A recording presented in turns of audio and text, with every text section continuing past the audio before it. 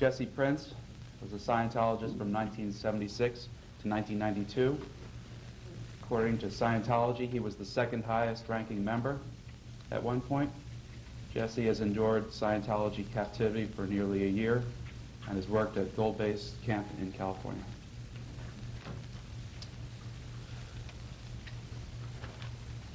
Well, thank you, people, for being here and being interested in what happens in this organization. One thing about Scientology that has it on a decline is the fact that its founder and leader, L. Ron Hubbard, is dead. It's just taken the rest of the organization a moment to realize that he really is dead. Scientology, as a new science or a theory, is something that was born and spawned from the 40s and 50s Cold War era where, you know, you kind of had a renaissance of new ideas along psychology and psychiatry to actually help people get better. And Scientology at one point kind of ran neck and neck with these things in the public eye because it was a very cheap way for people to receive psychology or psychiatry to get some form of treatment, which was at a point in time very desirable. Well, in the Boston Globe, a columnist named Alex Beam paraphrased said that Scientology is one of the greatest anti-intellectual movements of our time. People are dying at the hands of Scientology because, for one thing, L. Ron Hubbard thought that to receive radiation treatment was to activate mentally retarded space aliens in your body, which would then cause you great distress. So, literally, I've known staff members, in one case in particular, which is very pitiful, a woman, Diane Morrison, that served in Scientology 10 to 12 years as a staff member, and she was diagnosed with cancer. Well, of course, she wasn't allowed to get treated. And I literally watched this woman who weighed probably maybe 150, 160 pounds deteriorate to 65 pounds.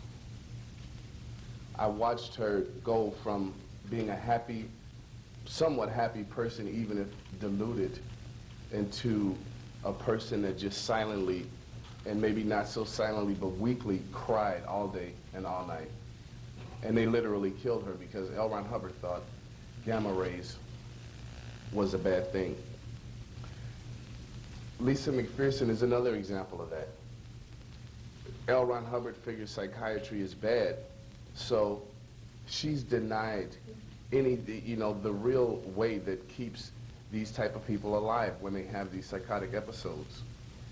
But in this particular case with Lisa, not only is the technology arcane that's trying to be used to deal with her, no one cared about her. She had roach bites, bruises, basically thrown in the corner and neglected, died of dehydration. I've been through situations where a person had a psychotic episode. I've known of them. And people have lived through the other side of it. And normally they're immediately gotten rid of because they're a threat to Scientology. Scientology's whole attitude about these kind of incidents are, get them away from us. It's not one of caring, simply because Scientology is not a church. It never started out that way. It was never intended to be that way.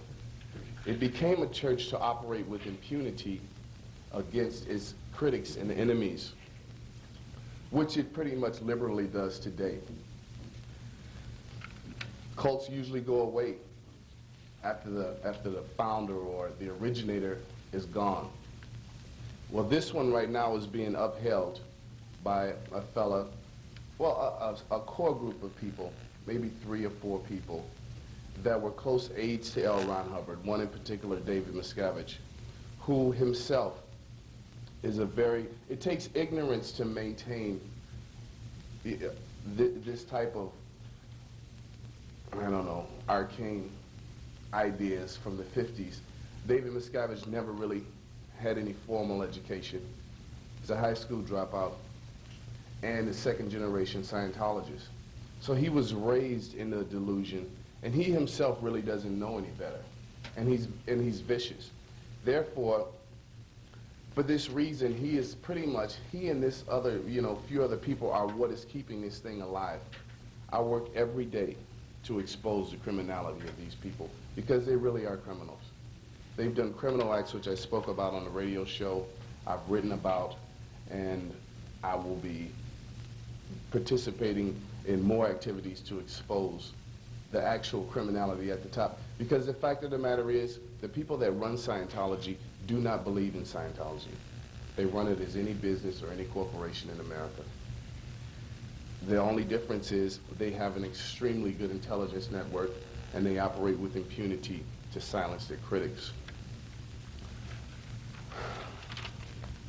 It's unfortunate that people have to die.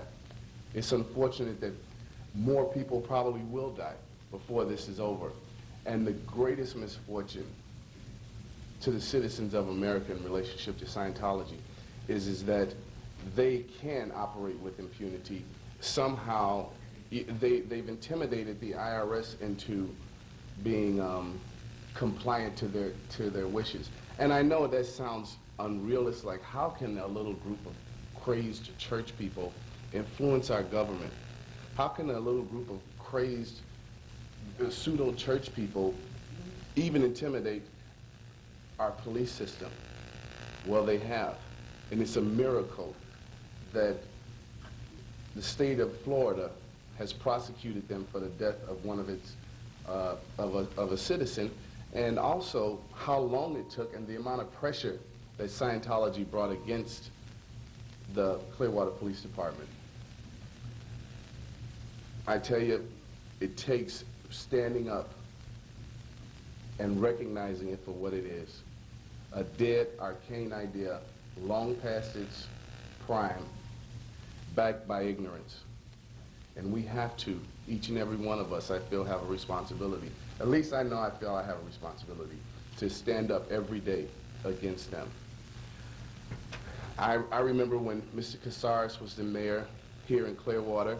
I was at the picket and the demonstrations that he used to have, but I was on the other side. I remember watching through the window at all of these people, and why do they not like Scientology? I was always so curious. Why all this ruckus? You know, it seems like Scientology is somewhat of a good thing. Well, being a Scientologist, you are not allowed to watch television. You're not allowed to read newspapers. So you're very detached from the world. Coming back into the world after being in Scientology for 16 years, with basically a blanket over my head, took me quite a while to reconnect with Scientology, with society. As a matter of fact, the process is still ongoing as far as I'm concerned. But, you know, after being able to separate and then do something about it, it has caused great distress to my family. Scientology hires private investigators to go around and speak to every one of my brothers and sisters, my children, my friends, my business associates. I've lost contacts as a result of Scientology's harassive and investigative tactics.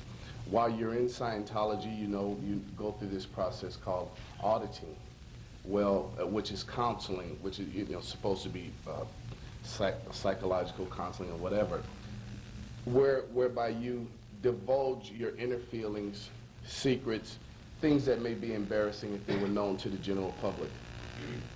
As we sit here having this conference, they are doing this to people, and they carefully write down everything. Well, should you ever oppose them, they take that information, write it up, and they send it to your family. They send it to your friends. They send it to your business associates.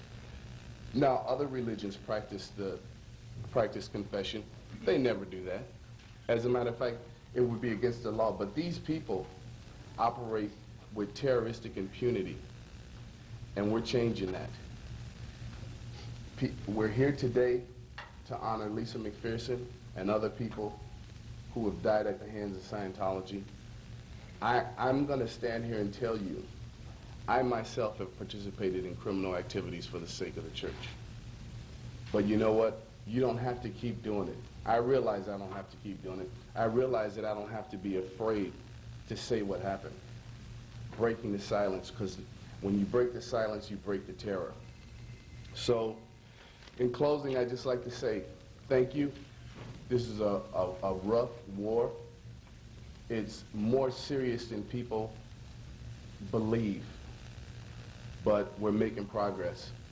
We're dealing with people that are ignorant, and we're going to bring them down. Thank you.